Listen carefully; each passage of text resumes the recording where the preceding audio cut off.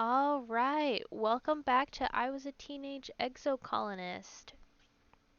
Before we get into the game, I'm going to do a little recap. In the last stream, we went to school a whole bunch. Woo woo. We unlocked engineering classes. Um, we also got closer with Cal, the green-coated little boy. We chose him to be our best friend at the Valentine's Day uh thing that the mean girl, what is her name? I can't remember. But she was like, "It's Valentine's Day. Choose your best friend." And so we chose Cal. Cal found a dilly pillar, as he calls it, and has been raising it in like a barn type building. Um like in the gardens. The dilly pillar bit me. Rude. And then there were two deaths. Can you believe it? Two deaths. Towards the second half of the stream. Uncle Tonin died. He was the guy always guarding the gate. And then Professor Hal died, the teacher. How are we going to get our education now? I don't know. And we are going to find out in the third year of Teenage Exocolonist. Look at us. We're still solo. Okay, what is her name? Starts with an M. Oh, Mars. Okay, there's nothing important that she is talking to us about. Music is a little faint. You got it. You got it. I will turn it up. Interesting. Streamlabs is like barely picking it up.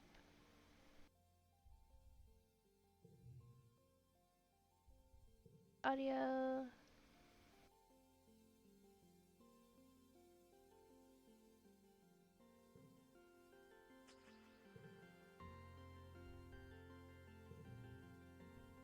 There we go. And you guys can hear me fine. Dang. Okay. What's this? Dig up a bunch of medicinal roots. Ooh. Exciting. Okay. Let's go talk to our bestie. Hi, bestie. Wow. The music got very loud. I'm going to turn it back down again. Audio, just a tad, just a little bit.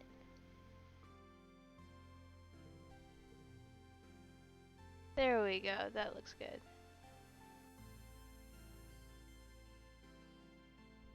I can turn it up in obs and leave it as is on my end. Oh yeah, I know. I kind of like the level that it's at in Streamlabs. The sound of hammering rings through the garden, and you find Cal helping your mom build a row of raised garden beds. Turns out some of the green? Why did I say green? Some of the earth plants don't grow so great here, so we're gonna see if this helps, he says, taking a break to rub his face. Your mom stifles a laugh at the smear of dirt it leaves across his cheeks.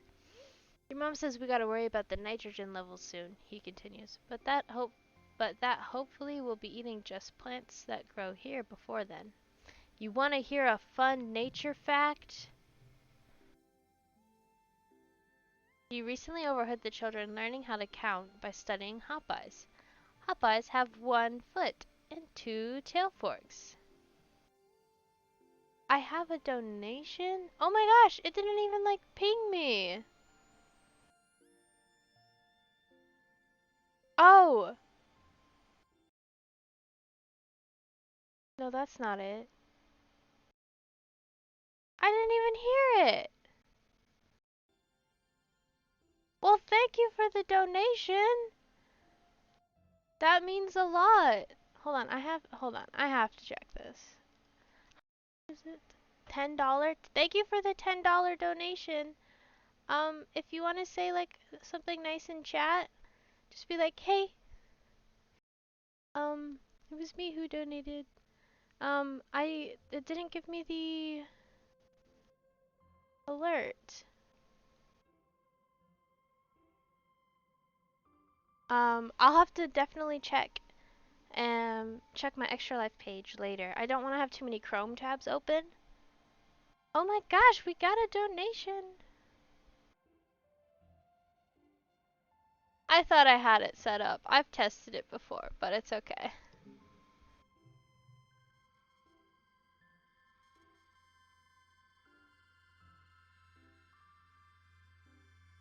Oh my gosh, so much stuff I have to do for stream. I have to do an extra life scene. I gotta fix the EL widget. I love the word widget. And if you see 5 of them together, that's lucky. Cal laughs, finishing the mnemonic with you. Wait, how did they find out that Hopeyes have 3 stomachs? I don't want to know. Aw, fun nature facts.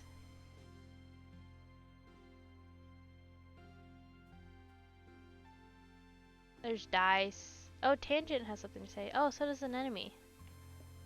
I tried to hit E to interact, because that's how every other video game works.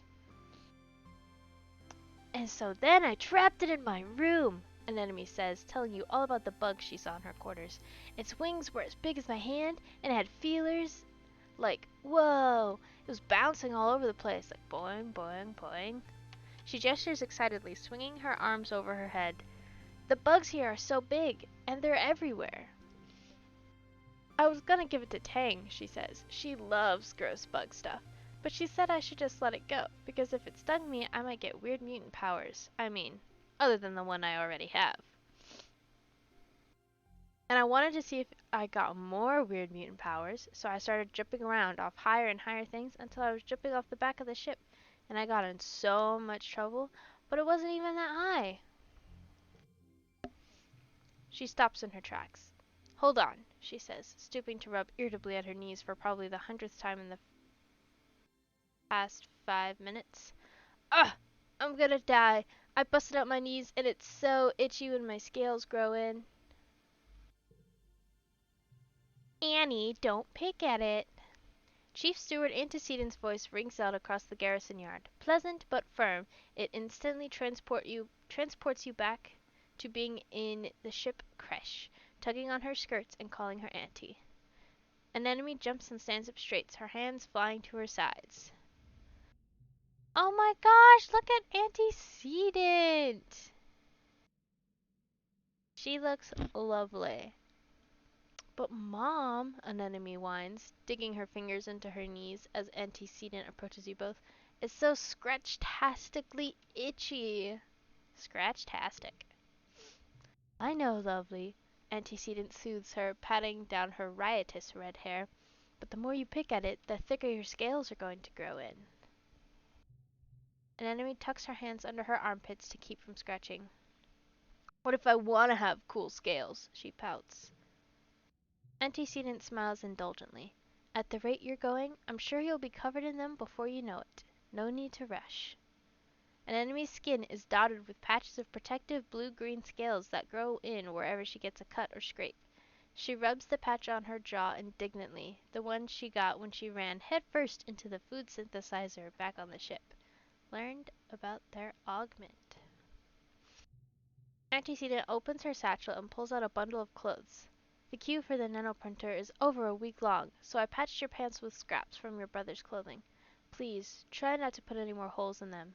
Or yourself, okay? She hands the clothes to an enemy and kisses her on the forehead. An enemy sticks out her tongue and gags. Yuck. An enemy evaluates the clothes as her mom walks away. Galactic, she breathes as she runs her fingers over the odd-colored patches. Then, right there in the middle of the yard, she unashamedly squirms out of her pants and puts on the new ones. I look like a fighter jet from the Hollows, she exclaims, showing off her new pants, like when they'd stencil your kill count on your plane. Or like a really cool scar.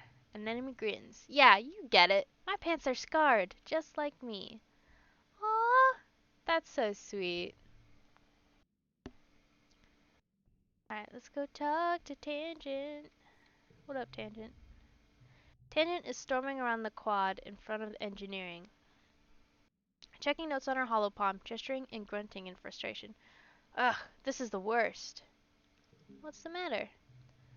I can't possibly, she says, her voice cracking. She seems too upset to even explain it. Professor Hal, she tries again. Hal, he was helping me with this physics chapter, and now he's... She throws her hands in the air, virtual holopalm screens flying everywhere. I can't understand this without him. This is impossible, she chokes out. Why did he have to die? Oh gosh, we're not going to say we're all going to die eventually. We're not going to say that. Give her a hug. She stiffens, then lets you hold her. You can feel her shaking. You think she might be crying, but when she finally pulls away, her eyes are dry. Thank you, Griff, she says. I know you're having a hard time with this as well. Nothing is easy on Fortuna. Even when even the adults can't protect themselves, it's obvious we're on our own out here. Ah! First yawn of the stream. I'm not bored. I just am tired. Tang nods, going back to her notes. Thank you, she mumbles. So is there gonna be school? Yeah, there is gonna be school. Oh, are you tired too? That's why I'm gonna caffeinate real quick.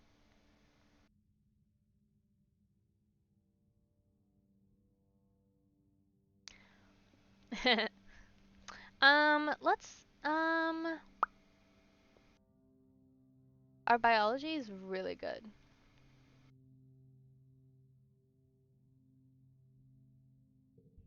I want more.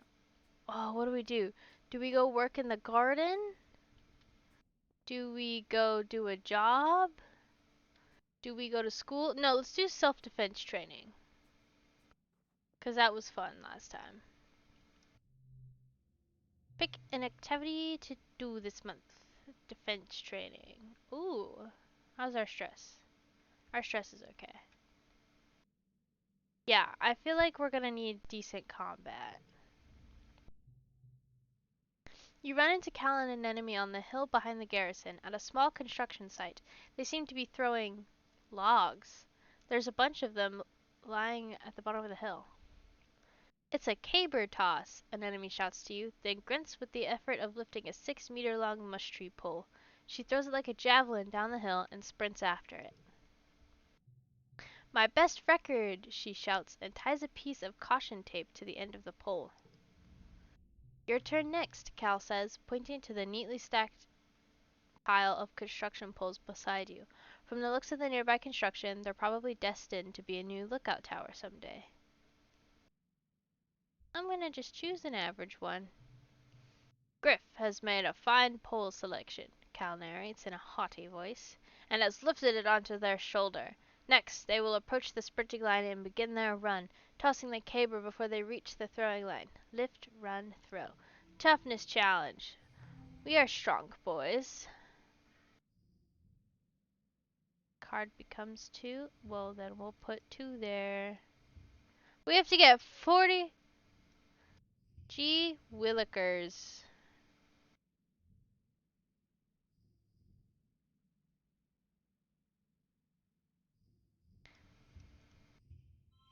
It's only 16. This one gives us 18.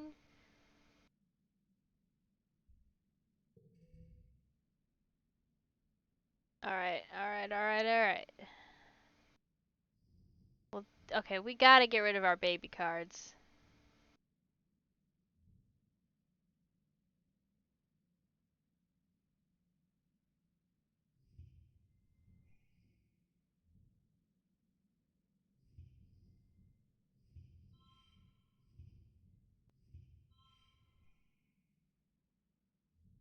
Hmm.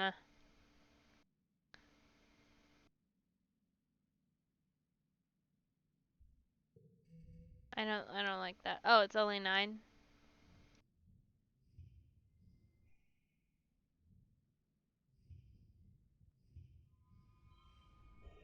Okay, we're just gonna have to rub it in a little bit.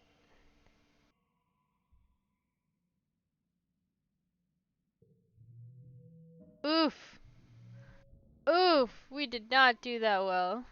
We could have done better. Oh, it's the for the last round. Dang it. The pole sails down the hill past all the other poles, coming to rest sticking out of the ground. Wow, you beat my best distance, an enemy says when she jogs back up. Players can't beat each other in mushwood toss, Cal corrects her. They can only beat their own high scores. But you get 3 bonus points if it sticks out of the ground like that. You play for the rest of the afternoon, adding rules and variations as you go. You don't stop until the entire stack of poles are in a jumble at the bottom of the hill and decorated festively with caution tape. It's a wonder you got away with this.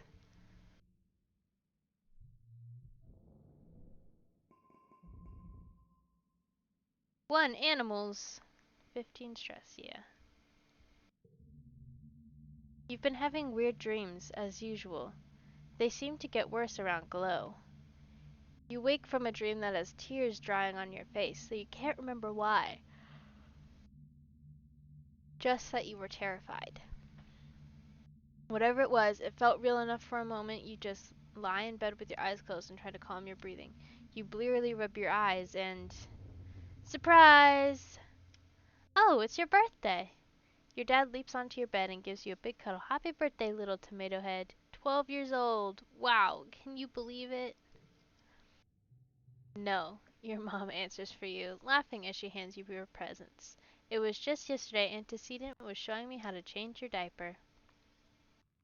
Because it's your birthday, your parents have brought in food from the canteen so you can all eat together on your bed. As you stuff your face with savory tofu chunks, you open your presents. Which one is your favorite? A bouquet of exotic flowers from your mom, a stuffed xenofauna from your dad, a photo faunor from your best friend. Aw, Cal got us something, or was it Dice? Because we chose Dice to be our bestie, and then he turns out to be kind of a jerk. So, dang. Let's go bestie. A photophonor. This instrument, oh, it's an instrument, is part flute, part paintbrush, and uses a neuralink to paint holograms in the air as you play. How did Cal know? What a great gift. You can't wait to practice it in the lounge. Everyone's going to love it.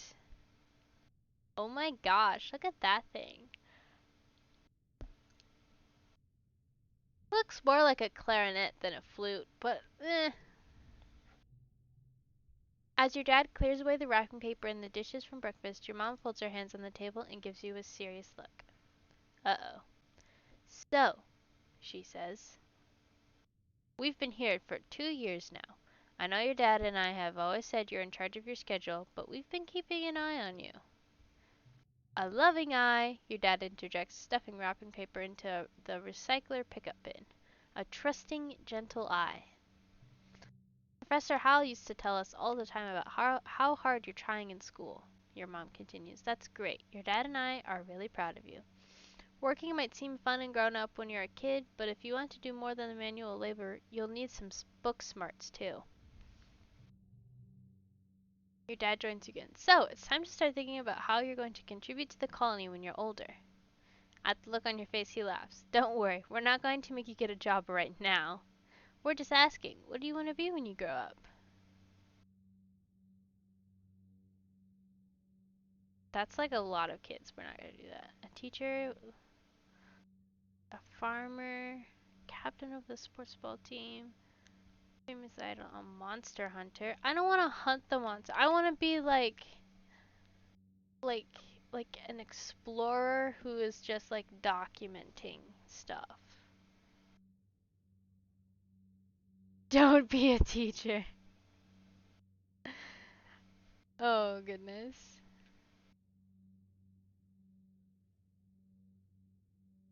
Okay. We won't pick teacher. Um.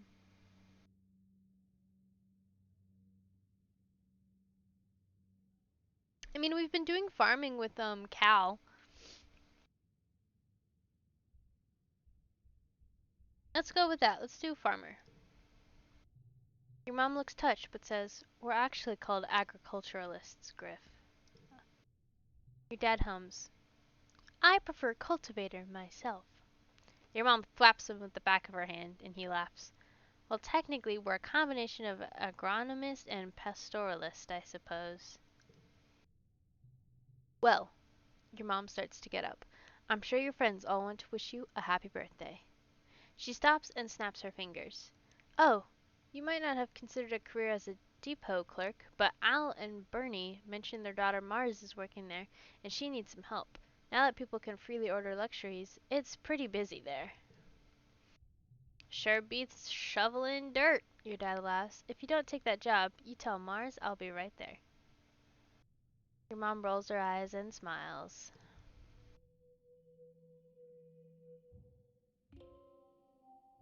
"Let's do this."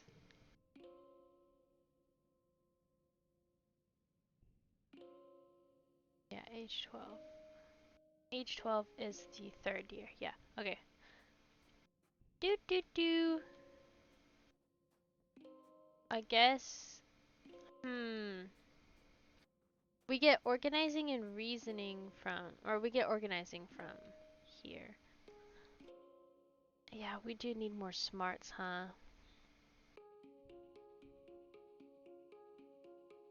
Listen to this music, though. It's very moving. Um, visit the supply depot. We can buy things! Shopping! Okay, well, we're not gonna buy anything. Let's deliver supplies. You show up to the delivery depot bright and early, as most of the colony is still yawning and pawing around for their morning cup of blep tea. Blip. Seek is there with a large stack of thin white rectangles. Is that paper? Terrible for the environment. Ooh, rebellion. "Child, there are more trees out there than you could imagine," Seek says in a patronizing voice, "and they grow back. When you're older, you'll understand. And regardless, Governor Udicott has requested it. She's sentimental for these things. I myself have traded in my hollow palm stylus for a pen." You're to deliver a stack of these reports to every council member in the colony. Seek asks you not to read them, says it's just boring adult stuff you wouldn't understand anyway. You clutch the papers to your chest and nod. The first stop is engineering. Paper? Dr. Instance is exasperated. The governor is sending messages by paper now? Is this a joke? Tell me this is a joke. You shuffle your feet nervously. Seek seems serious to you. She skims the first page, muttering to herself. And there's sensitive information in here. All of the superfluous, technophobic, sentimental foolishness. Back away quietly. Next stop, the cafeteria. Ooh, drama! Antecedent takes the notices carefully with both hands. Paper! What a strange idea! And oh, look, Governor Endicott has even signed it. What marvelous handwriting they have. I wonder what I'm supposed to do with this once I'm finished reading it. He thinks out loud. Throw it in a disassembler? It seems far too precious for that. I'll need to get a filing cabinet in here. I wonder... I suppose I can recycle it for craft time. Next up is the expeditions office. Hey, Griff. Utopia greets you outside, holding a heavy crate filled with something alive and struggling to get out. Just leave the notices on that bench there, okay? I'll bring them inside in a minute. Paper memos, eh? She chuckles. Is Udicott really that old? What's next? Toilet paper? The moment you put the documents down, a gust of wind picks them up, and they fly everywhere. You snatch for them, but accidentally drop the rest of the stack you're holding.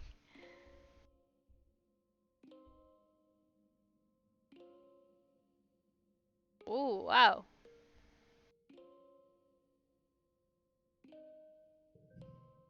You shove the papers back together haphazardly, embarrassed at your clumsiness.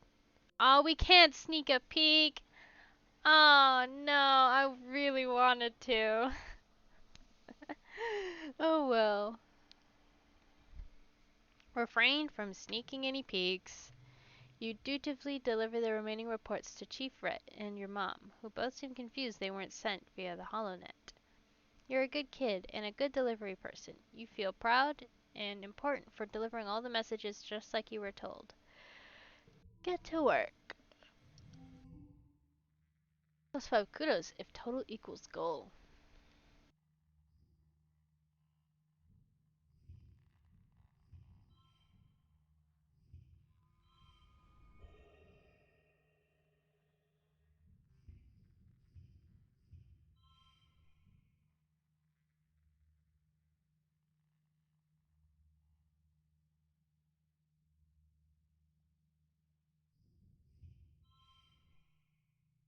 How do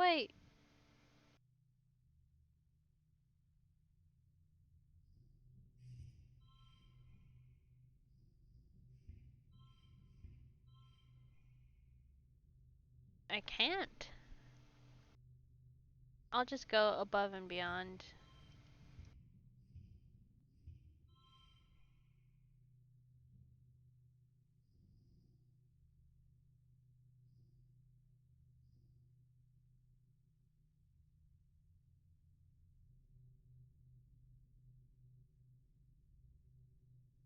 I don't want to waste my things on just a delivery. Yay, 3 stars! Yay! 10 stress, 1 perception, 3 organizing. Woo!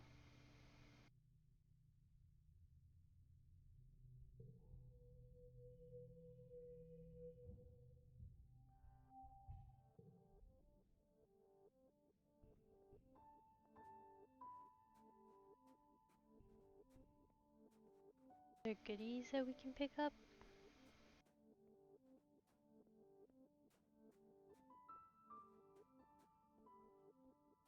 Alright, let's... How's our stress? Okay, we have enough room to do like one more thing. Let's go to school.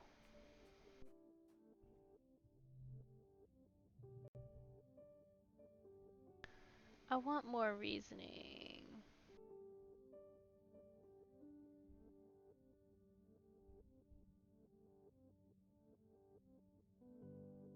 Ooh, but I feel like persuasion's also gonna be important. Hmm.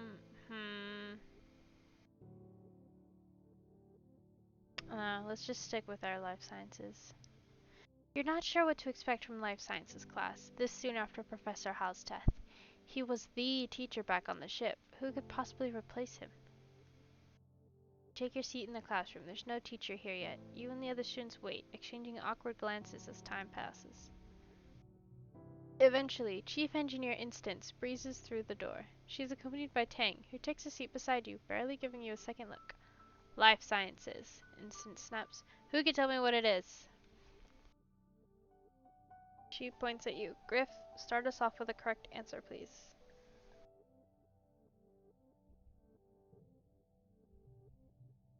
Easily rattle off the subject names. Instance doesn't look pleased, but she doesn't look disappointed either. That's about as good as you ever get from her, honestly. So you can count that as a win. Nice! Ooh, okay.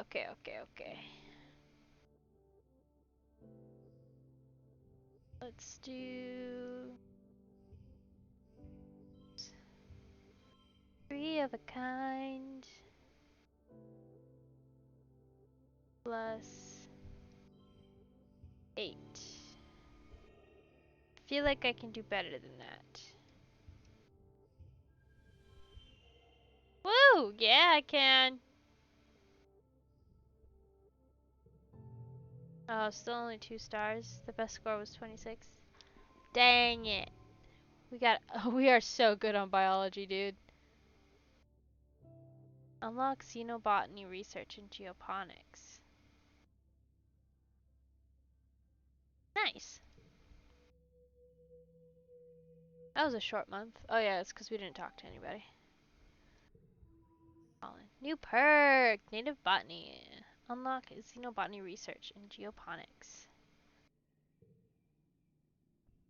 Geoponics. Oh, I think that's up here. Let's do it. Oh, an egg!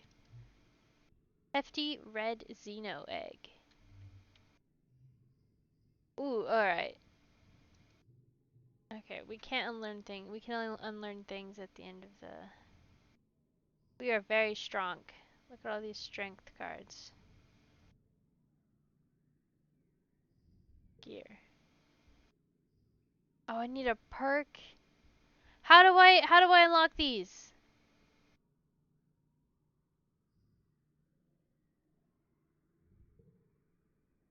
Change a card. One to a card, change suit to strength. Okay. Geoponics. Explore the xenobotany lab. Yes! Hey kiddo, your dad says, looking up from his work desk where he's dissecting a huge bell-shaped flower. Can you hand me that separator? I've really got my hands in things here. You hand him the tool, which he uses to wedge open some sort of weird stoma-like opening inside the bell. Gooey purple nectar oozes out and pools on the desk. Whoa, he exclaims. I thought I'd drain this little beauty. Can you get a towel, I guess? You help him mop up the flower juice. Yuck, it's sticky and smells like rotten vegetables. When you're done, he looks at you with pride. You know, I've been thinking of getting one of you kids to come help me out with researching the native plants, he says. You think you might be able to break off some time to help your old man in the lab? I know you've been studying biology, he adds. It's not as glamorous as gene tech research with instants, but it is important. Yay! We unlocked xenobotany and geoponics. Yeah! Biology and organizing and friendship with Cal. Say less. Your dad introduces you to the little lab they have set up in one of the greenhouses. Okay. It's incredible, he says, gesturing all around him. We're surrounded by alien flora, and we know practically nothing about it. What's edible? What's medicine? What can we make fibers with, or build with, or use in ways we haven't thought of yet? He beams at you. You and me, we're gonna find out, my little potato. I mean, I guess children do sometimes look like potatoes when they're born. My little brother, when he was born, he looked like a little wrinkly tomato. I thought it was adorable. Your dad directs you to a research bench, and here's where you'll be working. Potatoes are awesome. Underrated food.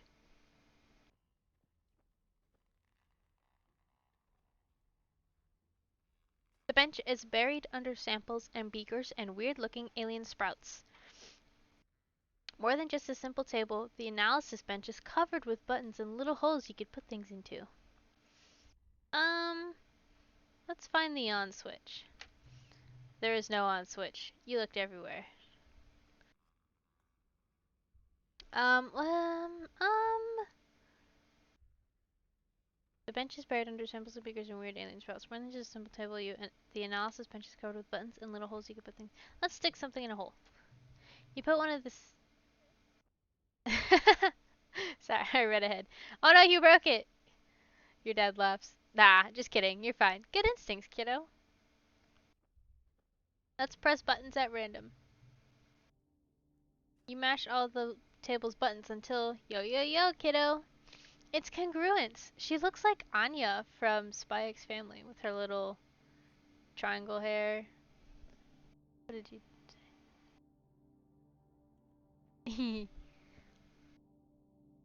It's congruence. The friendly ship's computer beams at you from her own holoscreen set into the bench. Of course she's here. She's the guardian of all knowledge in the colony, after all. You wonder where she got yo yo yo from. Your dad laughs. Don't tell anyone, but congruence is the real brains of the operation, he confesses, though it's not like it's a secret. She'll make sure we don't do anything super dangerous, which means you and I get to focus on experimentation. If you follow the rules and stick to what you already know, you won't learn anything new, so don't be afraid to try stuff. Get to work. You bring your mushwood samples into the lab. You're going to study these and revolutionize the use of mushwood lumber. Maybe. Yeah, study this mushwood. You examine the mushwood under a microscope and take notes on its cellular structure. I'm 12 and I'm doing that? That's insane. Part of the reason it needs to be harvested and wet is because the cells get so saturated that they lose structural integrity and turn to, well, mush during glow.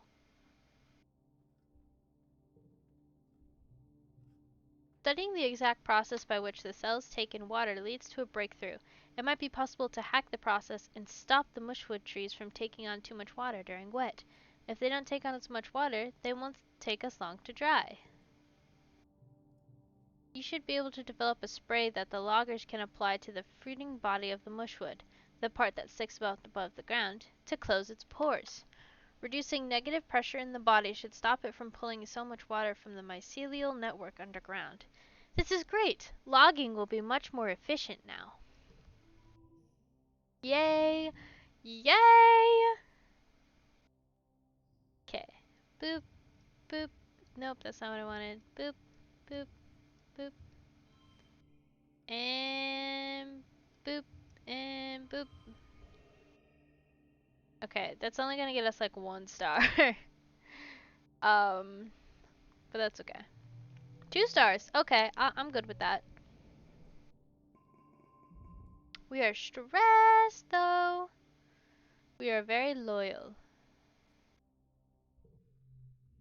Your dad comes back from work one day looking seriously under the weather. He's pale, with deep circles under his eyes, and he keeps sneezing. Literally me? All the time, though.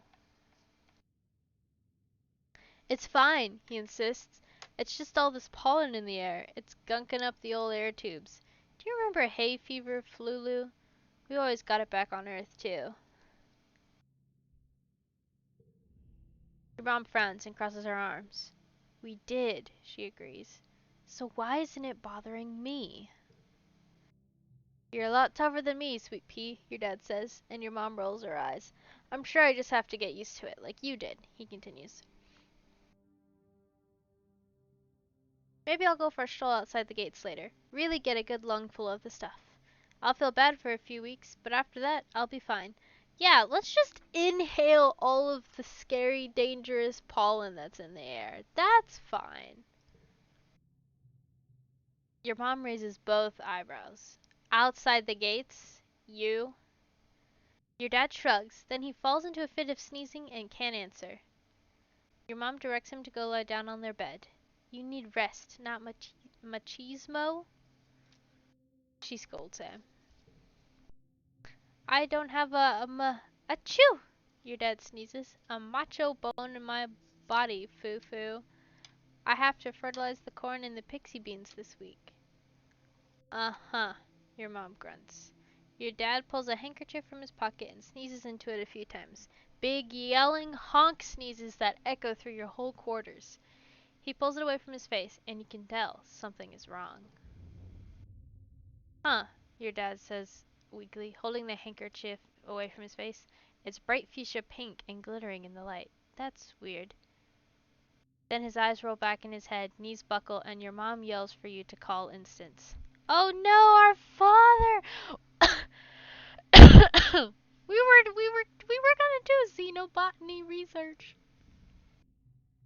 Chief Engineer Instance takes your dad's vitals and gives him a cursory look over, but she seems satisfied with what she sees without having to do a thorough examination. The explorers have started calling this the shimmer, she says, shining a light down your dad's throat. He's looking a little better, but not much. It's an airborne environmental toxin, likely in the pollen fog. Will he be okay?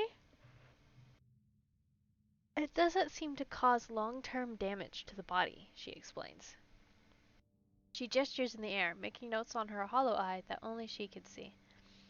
Hollow eye? Wow. I've been tracking its effects for 3 seasons now. The toxin is flushed out of the body after 3 to 5 days, and it's not contagious.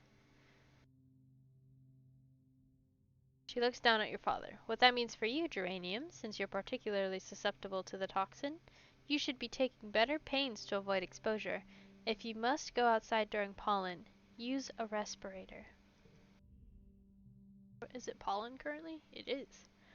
Your dad smiles weakly. You got it, boss, he says. Your mom smiles and puts her hand over his. As your literal boss, I'm ordering you not to come to work for the rest of the week, she says. You're on strict bed rest. She leans in to touch her forehead to his. They stay like that, smiling with relief. Even after one day of bed rest, your dad is looking a lot better. He's clearly anxious to get back out into the fields. You're gonna love this new crop, Griff. It's called a pixie bean. They glow in the dark. He's already pulling on his boots. The fields look so beautiful at night. I'm happy that we finally found something that would actually grow here that isn't soy, soy, and more soy. I'm happy too. Imagine using a face covering to protect yourself from particles that are dangerous to breathe in. Imagine that? Imagine that. And he was just so down with it. He was okay. He's like, yeah, it'll be helpful. It'll be good for me. Imagine. Can't relate at all. Oh, look at Utopia keeping watch. Wow, this pollen is thick. Look how like blurry it is up here. That's crazy. Mid pollen. Alright, let's talk to Tangent. Your holopalm pulses with a message from Tang. Hello, Griff. If you're not occupied, could I ask for your assistance in the lab? Thank you in advance. Tangent. Typical Tang, but her asking for help is something so rare that you can't help but head over right away. You find her hunched over a spectrometer, making notes on a holoscreen. Oh, you're here, she says, blinking rapidly. She looks like she's been awake for days, wrinkled, a little shiny, and with the wild-eyed look of someone who needs a cup of blep tea. How can I help? I'm researching this shimmer, the respiratory illness some people report during the pollen, she says. I'm loath to admit it, but I need your assistance. She takes 4 vials with swabs inside and puts them into your hands. I need recent saliva samples from both you and your father, she says. There must be a reason why he's so susceptible to the shimmer, and you're not. You share half of your genetic code with him. There must be some marker we can compare between the 2 samples. Then, she continues, pulling another vial from a rack of test tubes, administer this to yourselves, wait 3 days, and take the samples again. The test should be able to determine if anything in your body chemistry has changed. Tang looks at you very seriously, cutting through her bleary expression. There's something going on here, she whispers. Something really, really big. I've begun to realize this is more than just curing a disease. Oh gosh, this is getting really topical. She squeezes your hand so hard it almost hurts. Unlocking the secrets of the shimmer, who it affects and why, it could lead to a greater understanding of all life on Vertumna. And knowledge is more than power, Griff. It's control. Should we tell her that she seems unhinged? Tang blinks again. I'm perfectly fine, she says dismissively. This is the face of complete concentration and focus. I'm in the zone, Griff. Alright, let's do it. Shimmer cure. Help tangent. +2 friendship. Thank you, Tang says. I've been researching so hard, I think my eyes are gonna fall out of my head. And for what? Well, for the end of a debilitating disease is a pretty good reason, but Tang just shakes her head at herself before you can answer. Yeah, Tang is just gonna go insane. We're at a disadvantage here, she mutters. We're fighting blind. We need to understand this planet if we're going to get it under our control. Yeah, that's some supervillain thoughts right there. Not gonna lie.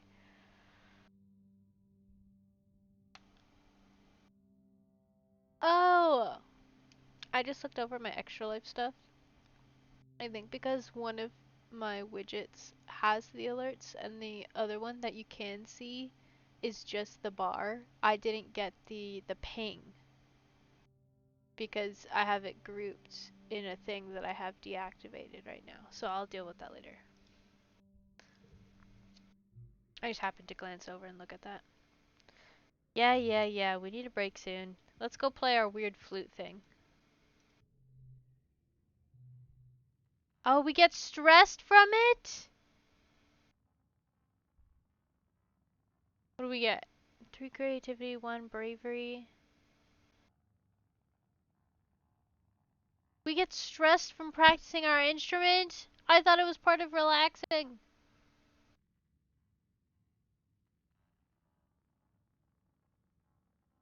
We'll do it next month.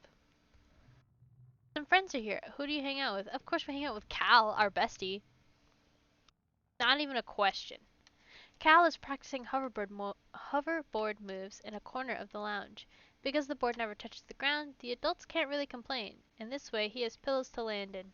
He's working hard, trying, and failing, flip after flip, but hasn't even broken a sweat. He waves you over.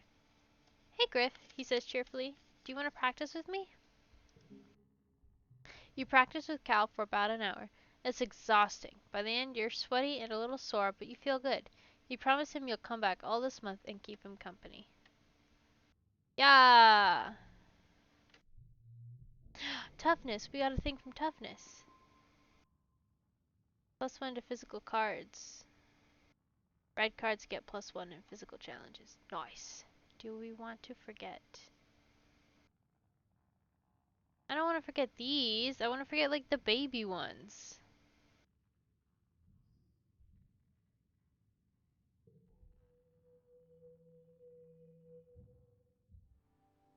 White pollen.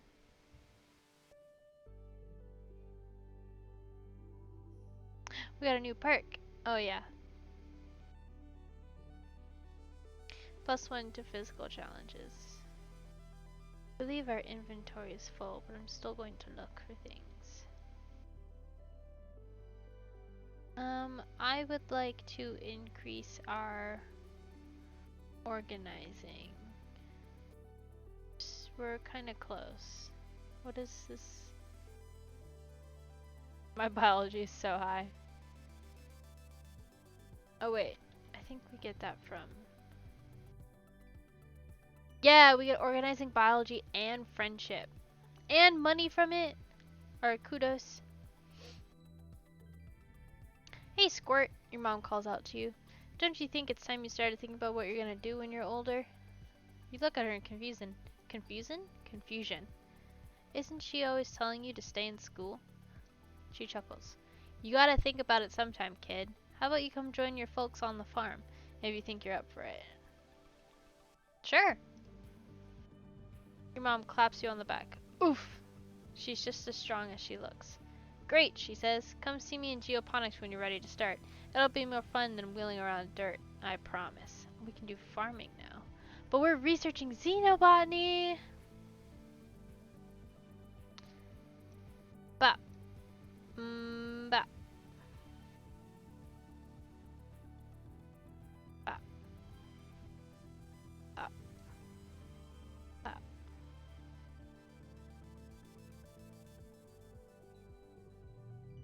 Oof.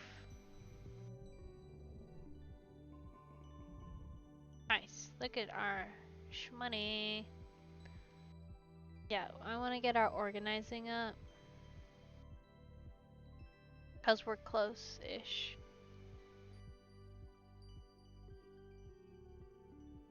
I also want to work on our bravery. So let's go practice our weird flute thing. Early dust. Anybody want to talk to us? Where's Dice? Normally around here.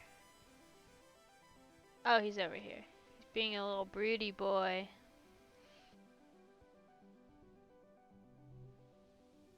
Practice the photophonor. You can't practice all the time. When you're not making music, you enjoy long walks through the colony to help you find inspiration for your next piece. Like that tree or that broken ladder. There's not a lot around the colony you haven't seen yet. Get to work. Oh goodness. Aw man, this is the card that's good if it's like here or here and it's stuck in the middle. Ugh.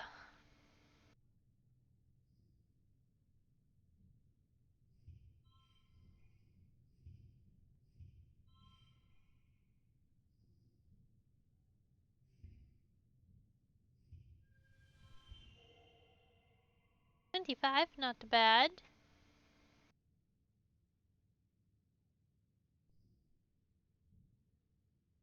+6 for 4 of account, let's go. Oof! I'm not doing well. It's time for the 3rd annual Vortumnalia Festival. You gather with your family in the colony square. Everyone takes a seat as Governor Utica approaches the stage. I forgot about the Vortumnalia Festival. I wonder if we're smart enough for the science fair yet. She folds her hands serenely and serenely addresses the crowd. I can read, I swear.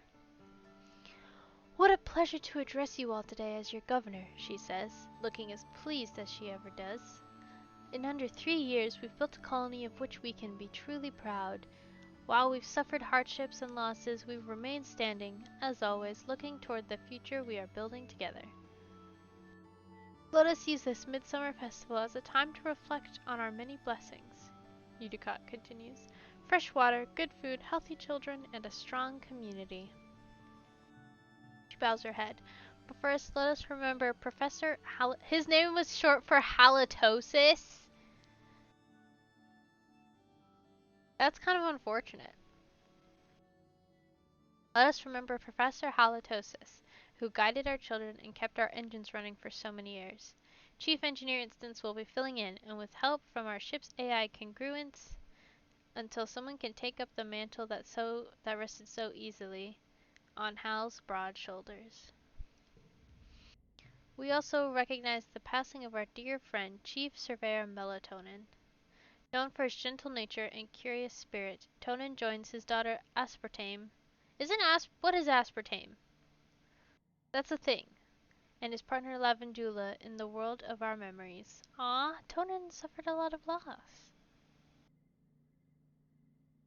In his place, we welcome our youngest council member ever, Utopia, representing expeditions. Dude, once we can go on expeditions, it'll be so great. Utica invites the rest of the council to stand and be recognized among the crowd, including your mom, who huffs in annoyance. Look at all these strong, independent women. When the applause dies down and the council sits, Utopia remains standing. Actually, Auntie Utica, y'all mind if I make a quick announcement? Utica nods and Utopia clears her throat. I just wanted to say thanks to y'all who are trusting me with this job, she says, her clear voice ringing out over the crowd. Oh, aspartame. Okay, I thought it was like toxic, but it's just artificial sweetener. Cool beans. Thank you. I just wanted to say thanks to you for trusting me with this job, she says, her clear voice ringing out over the crowd. A cheer rises from expeditions, and she motions for them to quiet down. Uncle Tonin's left some big shoes to fill, and, well, I'm gonna give it my best. We're fixing to get to the bottom of what we're calling the shimmer, the sniffles folks have been getting during pollen, Utopia continues. Until we do, please keep on wearing your masks when the pollen is thick, and let the doc know if you're under the weather. She bends down to hug the governor as she leaves the stage. Thank you, Utopia, Udicott says warmly, and thank you to the rest of the council for their service.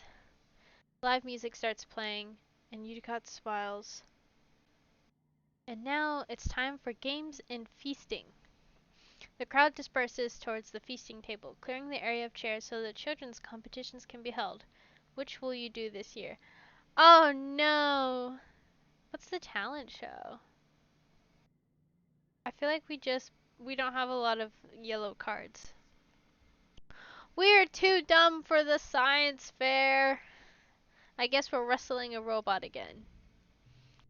Calm keeps adding complexity to his bot wrestling game. Last year it was the hollow obstacle course, and this year there's an accuracy challenge. Sink 3 baskets and you can move on to the next stage, Calm says, unveiling something with a flourish. A vacuum bot with a basket tied to its head. It chirps as it stomps back and forth, and the crowd cheers. You're competing against Anemone and Cal. You notice they're not racing around together. Cal is playing with the vacuum bot, and Anemone is standing next to her brother. You're up first. Alright. Whoa. Okay. Um, well, clearly, we'll put the big one there. Put this one, and then this one. 18? Can I do better? Oh, they're two of a kind now. Hey. Okay, let's move on. Okay. This one has a gem.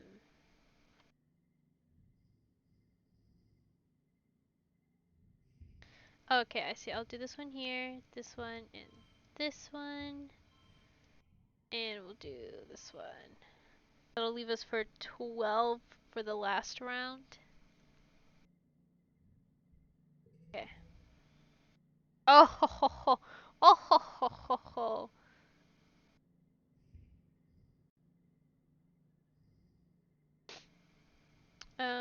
Let's do bup and bup. Oh, we've already reached it. We've already reached it.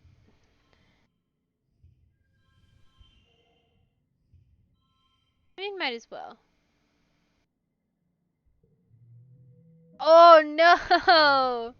We won, but not well. I thought we were doing so good. I'm disappointed.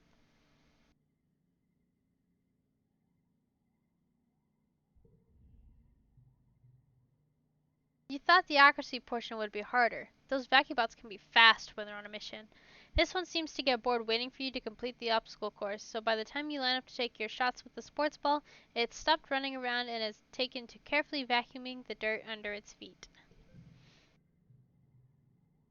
You easily sink your baskets and move on to the wrestling competition and win by a huge margin. An enemy pouts and stomps over to Calm, yelling that it wasn't fair that you got it easy. She refuses to speak to you until Calm sits you both down and makes you shake hands, pointing out that an enemy also got hit by 5 hollow obstacles and couldn't have won anyway. An enemy begrudgingly accepts your win. Gain status popular! Kudos doubled for 3 months. Oh, we got another biathlon champion card. I think we just make that our event. After the festivities, you take time off for a much needed, very relaxing break. Your dad sets up a slip and slide through the colony square, and everyone takes turns sliding on their stomachs and spraying water at each other. It's a lot of fun. You can feel your worries floating away in the hot dust suns.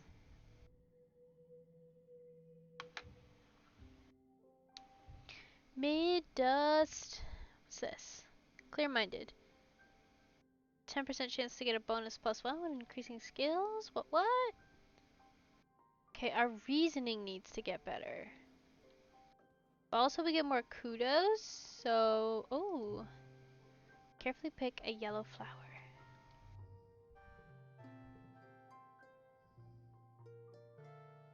Cool. This gives us reasoning, right? Nope. What gives us reasoning? Is that school? Anybody have anything to say? Nope.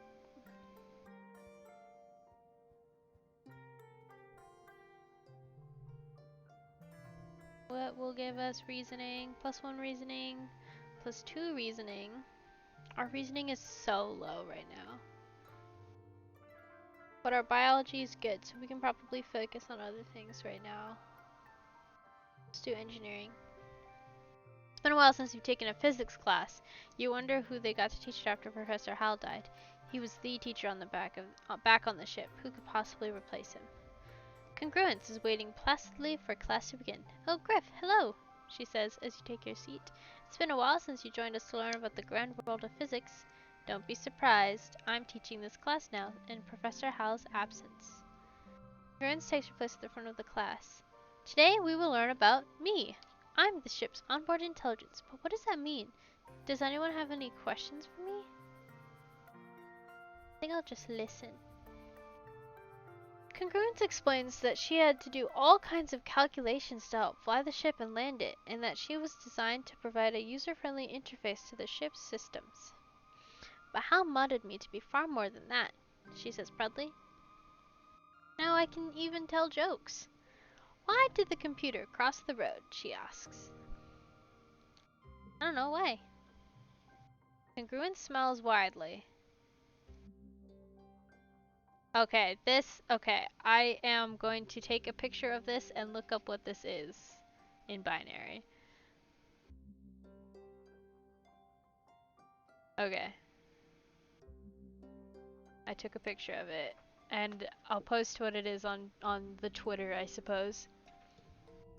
I'm sure that's hilarious. I have utmost confidence in congruence. I have to get 18.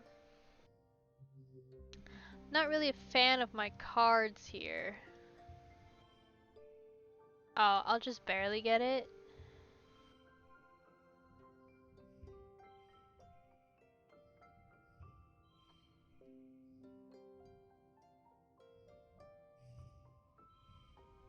Oh, there we go. That's a bit better. Oh, I get +1 kudos if it equals the goal. Oh, how do I get it to do that? I kind of want to redraw my hand.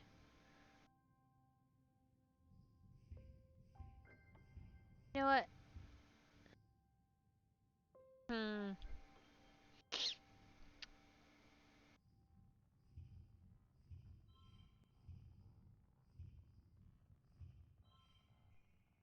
Perfect!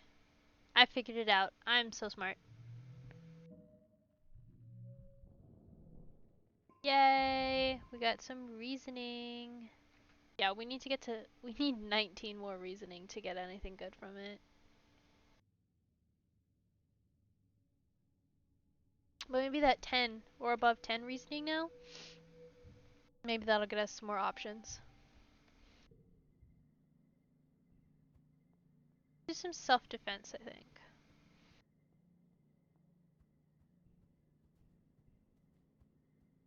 Okay, no one has anything to say to us. Let's see how it is. Self-defense training! Oh, I can actually go on the stage.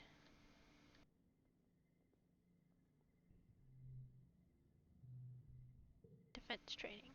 Part of self-defense is training your body so that it can be ready for any situation. The security chief has you running laps, jumping through tires, climbing walls, and sprinting back and forth. He has this inverted anti-gravity pad that makes your limbs feel super heavy. When you do jumping jacks on it and then do them again in normal gravity, it feels like you could jump straight back up through the wormhole. It's exhausting, but it's not that different than sports ball training. Yeah, this is a breeze. Oh my gosh. Is that what Cal ends up looking like? My goodness. This is great. It feels good that Red actually challenges your body and encourages you to achieve peak condition. Bench training. Oh yeah. Oh yeah. Look at all of these toughness cards.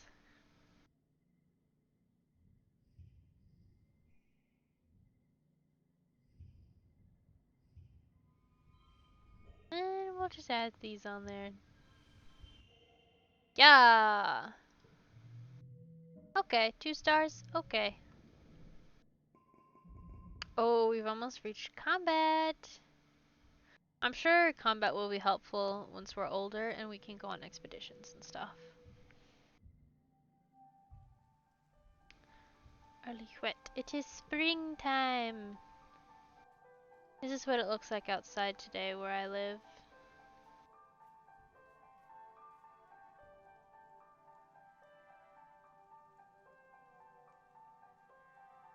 Let's do a job. Let's get some kudos.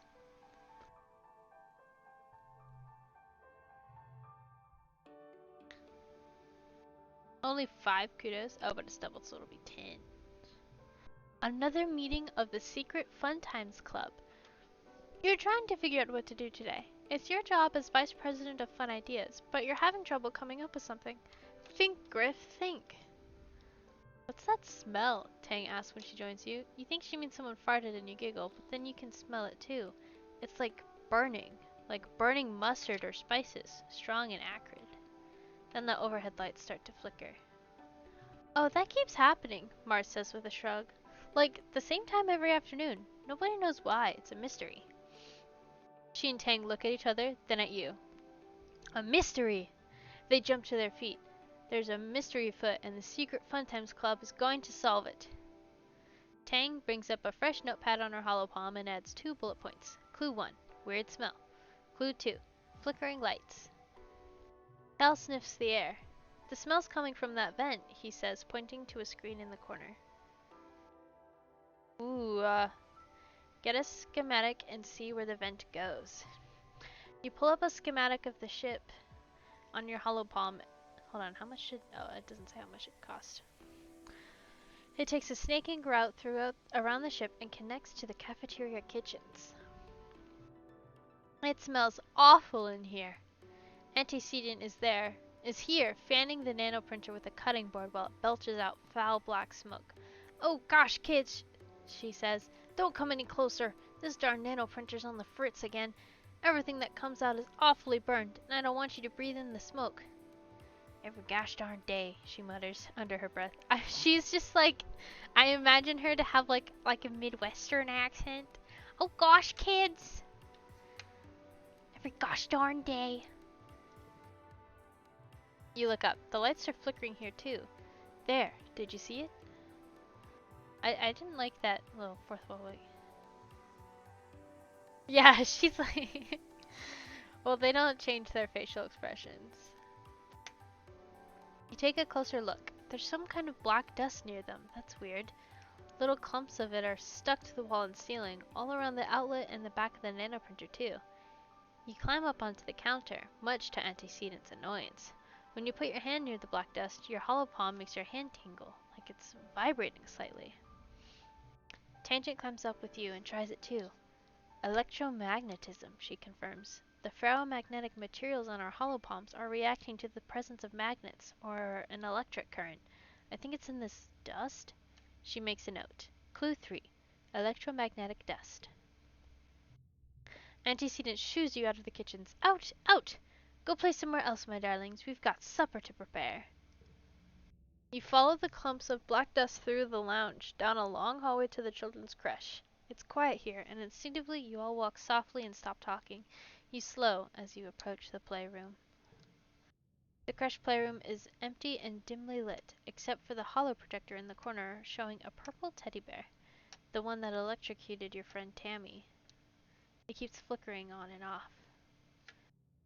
I will bravely enter the room. As you step in, all the lights in the room suddenly turn on. 2 musical toys start playing all at once, and a toy robot begins spinning in circles, whirring. Mars shrieks. That was kind of scary.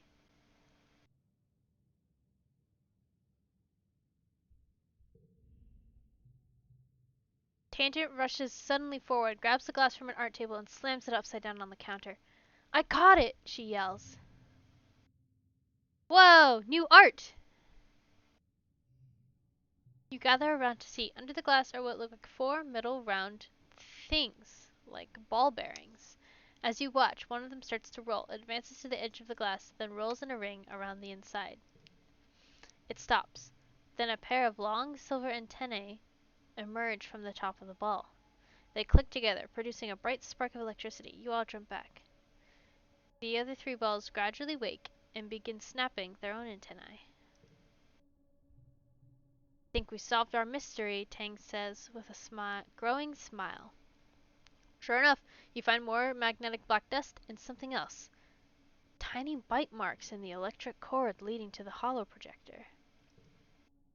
They must be feeding off the electricity, Tang explains, then storing it like a battery to use for self-defense. And this dust must be their excrement. Fascinating. You report your findings to Dr. Instance. She discovers these pests have in fact been siphoning off electric current from your ship since it had landed, and are responsible for some dangerous power surges. One such surge must have been the one that killed your friend Tammy. R.I.P. Tammy. That was so sad, so tragic. All of my viewers who thought that it was foul play, Tammy, Tammy's death was in fact an accident. From a quick look around the room, everyone knows it. An enemy rubs Cal's back as he stares at the ground. Instant sends you all some kudos in thanks. Ooh! Nice. The mystery of the weird smell. Get to work. Doot doot doo. Boop boop boop boop boop. Oh no! Oh no!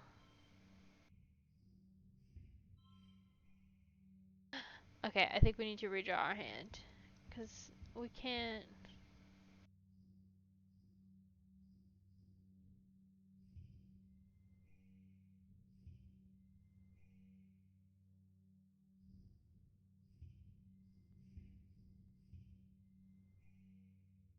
Yeah, because... Yeah, we're redrawing our hand.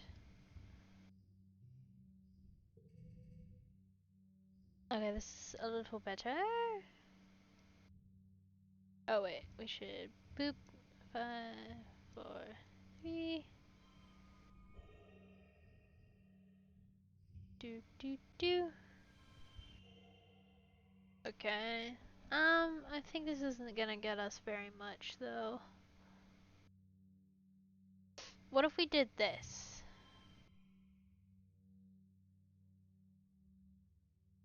That's a bit better. Ah, still only 1 star. Hey, at least we're passing. We're passing our challenges.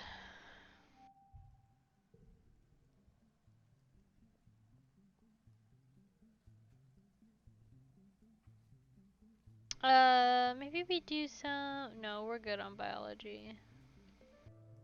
Oh yeah, our combat is almost there. Oh, okay. Just checking something real quick. Let's get our combat up and then we can focus on our reasoning.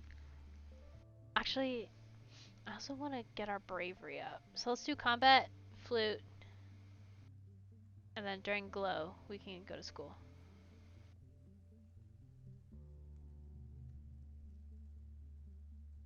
Bravery. Oh, we can get bravery from sports ball. Combat animals. I want to get our combat up. An enemy can make a competition out of anything. Fastest lap, heaviest lift, most boards broken, highest kick. Most of the time she wins too. She's a fierce competitor. Oh boy. Boop. Boop. Boop. Boop. Boop. Nice! 3 stars! Our combat is... Yeah. Okay, so we have to get like 35 or something.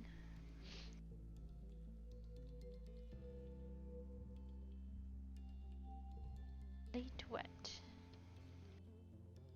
Anybody want to talk to us? Ooh, a thing. A ripe blue bobber fruit. Alright, let's go. Let's actually do sports ball. Let's do sports ball. So we can get some more bravery. And our toughness will just shoot through the roof. An enemy meets you on the court. She's bouncing from one leg to the other in excitement. My brother Com is organizing the youth team, she tells you. His name is Kombucha. I was wondering what it was short for. His name is Kombucha. He offers you a high-five and greeting, then tosses a sports ball your way. Let's start with a practice game to see what you're good at. You and an enemy are team captains. Pick your team. Com will fill in to even up the teams, but he promises to go easy on the other side. I'm gonna choose Cal. Mind if I play goalie? He asks. Sports ball is fun, but I really don't like to score against the other team. He's so sweet. An enemy chooses Kombucha, of course. They bump fists. Your next choice? Mars. I'll play Spiker. Mars runs to take position. Seems like she's in it for the glory. Hopefully she'll want to share some of that with the rest of the team. We face off. 3 on 3. But it was Kombucha. is kombucha and an enemy? It's 2 on 3. I guess kombucha counts for 2 people. Oh my goodness. Okay.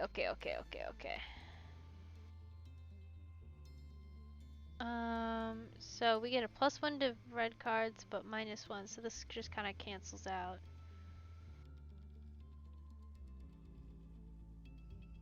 Oh wait, I think we get a bonus if it's a run as well. No? Well then we're gonna use our big cards. 16, I think that's pretty good.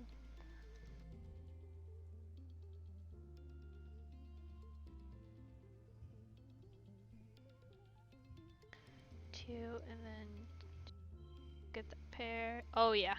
Oh yeah. Oh yeah. We just have to get 5. Oh yeah. 3, 2.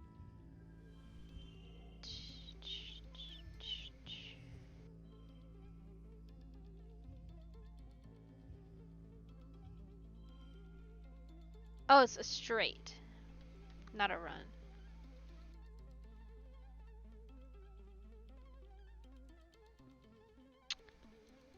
Now is it more if I do this?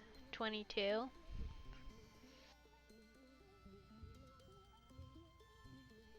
24. That's double.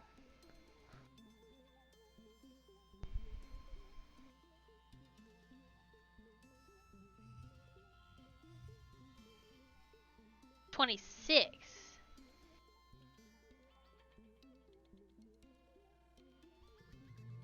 Still only 1 star? Oh my gosh.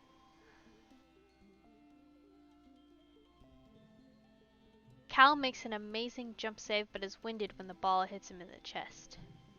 The score is tied with an enemy in calm putting the pressure on. Then bam! You score the match point with the rad spike all the way from the net line. Yeah. So we got gain memory, playing sports ball. I love this art. Sets neighbors to this value. Interesting. Bravery, toughness. What did I say we were gonna do? We were gonna go play our flute? Our combat is so close though. Oh, 33 is probably what it has to end up at.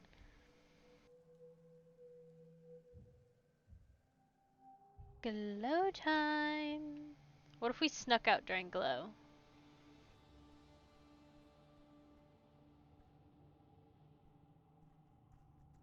Oh, I love the particles in the air. I love the art style. Ugh, I love this game. We were going to go practice our flute. 3 creativity, 1 bravery, 5 stress. Yeah. The photophonor, or phonor, is part flute and part paintbrush. You point the end of the phonor in the direction you want to paint, blow into the other end, and it makes sound. It draws holograms in midair. It comes with a funny earpiece that fits behind your ear and reads your thoughts. Well, not quite. More like it detects the electrical impulses in your head and draws those. You aren't really sure how to use it. Follow instructional videos. Great masters, or at least people on these teaching vids, who you notice are just sitting in their bedrooms like you, can create a whole animated scene. A lake, trees, a boat, a person on the boat, fishing. You watch as the holographic image reels in something big. Then a giant fish jumps up and swallows the boat with dramatic music to match. Pfft, you can do this, no problem. Honk! You have a lot of beautiful ideas, but what you get is a masterful honking noise and a pulsating, tangled knot of sickly green light that quickly fades away. At this rate, you'll never be as good at the masters. That's discouraging. Let's figure it out for ourselves. You sit down and experiment with it. The photophonor is different for every person, so figuring out how to play it is a personal experience. You let your instincts guide you. You wish it was as simple as thinking tree and it paints a tree, or even blue and it paints blue. No, for you, it's more like, well, if you think about food, it paints a lot of round bubble shapes. If you think about something that makes you angry, it draws orange squiggles. Most of your fauna pictures have a lot of purple lines that dance around. You guess that's your personal style. Okay. Actually, once you stop worrying about being good and just thinking about how it feels, it actually starts to feel fun. Get to work. Oh, it's -5 stress. But I thought it was +5 stress. Interesting.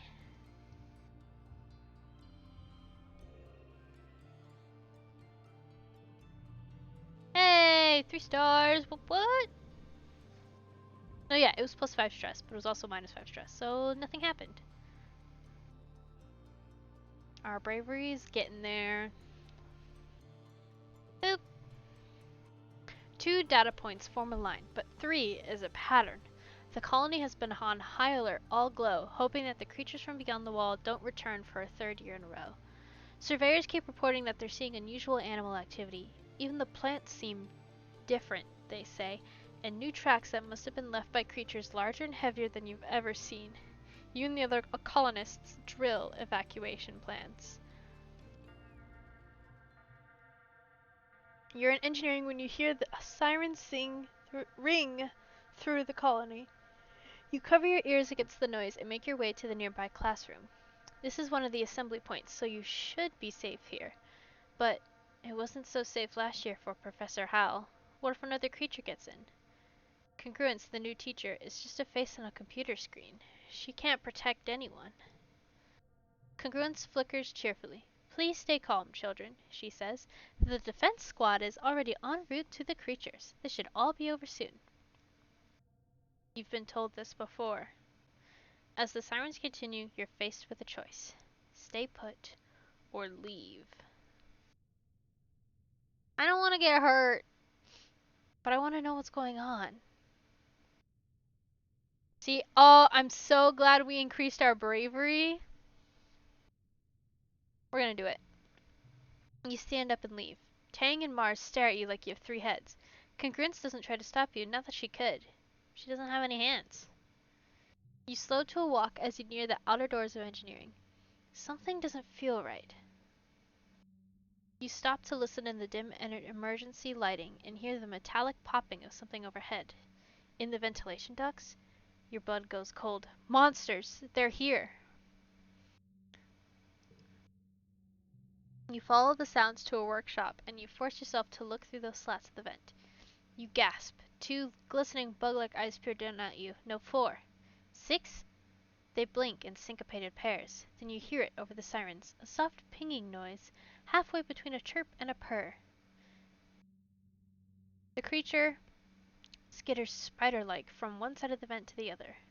A small furry tentacle slithers through the slats, searching for the vent release. When it can't find one, it bangs its body against the inside of the vent, denting the metal. Try to scare it away, help it escape. Oh. Wait, oh, dude. That's crazy. If we help it escape, it might attack us.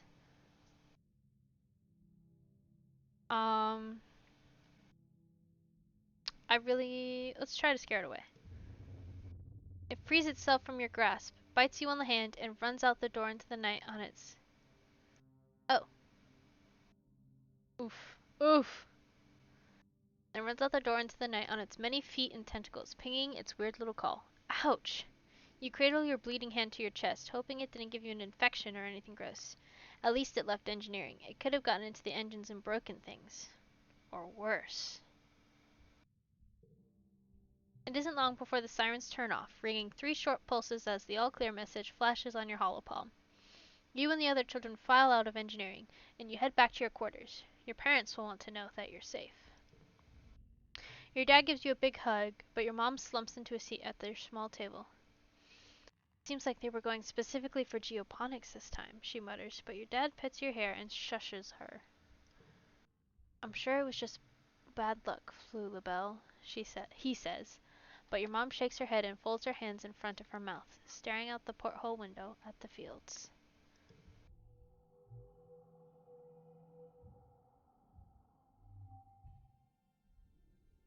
Alright, let's see what we got. We are very stressed. We got a lot of kudos. We're still pretty loyal. Food and defense? Food? Interesting.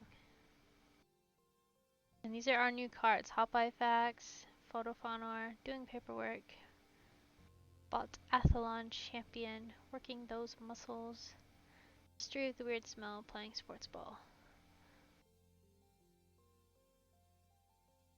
Oh my gosh!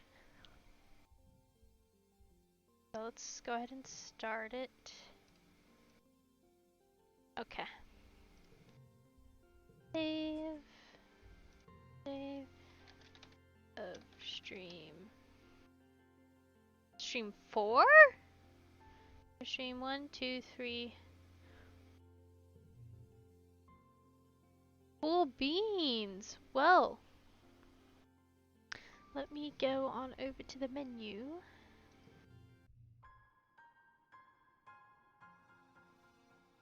So that was episode 4 of I was a Teenage Exocolonist. I'm gonna wrap up the recording now, so thank you guys for joining. We'll do a quick debrief actually, real quick. Oh man, I feel like a lot was going on this time around. We went to school, we solved a mystery, we found these little metallic bugs, we unlocked xenobotany to hang out with our dad and increase stuff. We became better friends with Anemone and Cal and Tangent. Seems like that's our crew. No one died this time around, thankfully. We won the Vardamnalia Festival by bought Athlon again because we are strong boy. And yeah, so I'm gonna wrap up the VOD here, and we'll see you guys in the next video.